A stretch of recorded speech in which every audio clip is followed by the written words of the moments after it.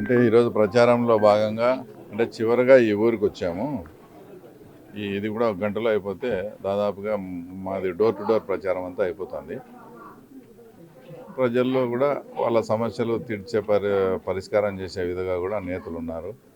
ఏదైతే ఈరోజు నిన్న మొన్నటి నుంచి మేము చెప్తున్నామో ఎర్రబల్లె చెరువుకు 30 క్యూసెక్ల నీళ్లు వదిలేదానికి అదంతా ఏర్పాటు చేశాం. ఆ ఏర్పాట్లో అందులో భాగంగా రాష్ట్ర ప్రభుత్వం నుంచి అఫీషియల్గా జీవో కూడా ఈరోజు విడుదల చేయడం జరిగింది. అంటే ఇంకెవరి దయాదాక్షిణ్యాల మీద కూడా ఎర్రబల్లె చెరువుకు నీళ్ళు వచ్చే దాంట్లో ఎవరి దయాదాక్షిణ్యాల మీద ఆధారపడకుండా ఆటోమేటిక్గా హెచ్ఎన్ఎస్ఎస్కు అక్కడ వాటర్ వస్తే ప్రభుత్వం ఇచ్చిన జీవో ప్రకారం వాళ్ళ వాటా వాళ్ళకు అంటే ఒక అసూరెన్స్ అనమాట.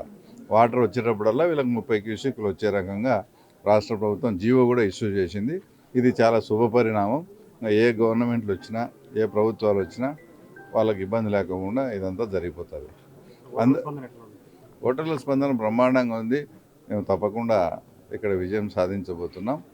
ఇది ఈరోజు చివరి రోజు. మాకు అందిన సమాచారం ప్రకారం కూడా తప్పకుండా విజయావకాశాలంతా కూడా మాకే బాగా ఉన్నాయి. ప్రజలు కూడా ఒకటి ఆలోచిస్తూ ఉన్నారు. ఏంటంటే ఇప్పుడు వైఎస్ఆర్సీపీకి ఓటేసి గెలిపించాం, ఏమొస్తుంది దానివల్ల? ఇప్పుడు ఇంకా 4 years వీళ్ళంతా ఉన్నారు, మేము పనులు చేస్తామని చెప్తున్నాం.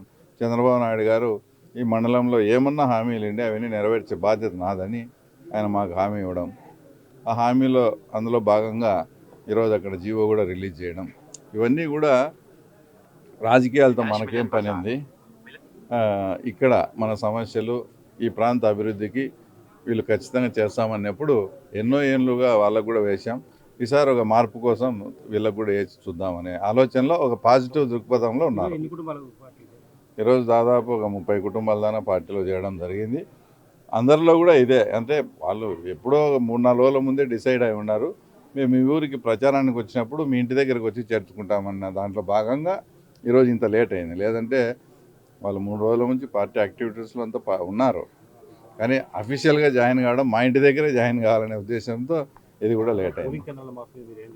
అసలు మాకు అది సంబంధమే లేని అంత కెపాసిటీ ఉంటే ఈ వాడికి బ్యాలెట్ తీసుకొని నేనే గుద్దుకొని నేనే బ్యాలెట్లు వేసుకోను, అవన్నీ ఊరికే జరిగినేటి.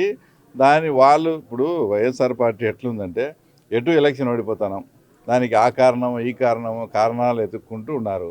అది లక్కీగా వాళ్ళకి కారణం దొరికింది, ఏదో చేసినారంటారు. ఇప్పుడు ఓట్లు గల్లంత అయితే సమస్య. ఈ ఓటర్ పోయి అక్కడ వేసిన, ఆ ఓటర్ పోయి ఇక్కడ వేసిన, నాకు వచ్చిన ఆదాయం ఏం లేదు కదా. మహా అంటే ఈ నుంచి అడిగి పోయేదానికి ట్రాన్స్పోర్టేషన్ అది అరేంజ్ చేసుకోవాలి, అది అంతా వీళ్ళకి ఇబ్బంది. దాని వల్ల నాకు వచ్చిన అడ్వాంటేజ్ ఏదో అవినాష్ రెడ్డి గారే చెప్పాలా.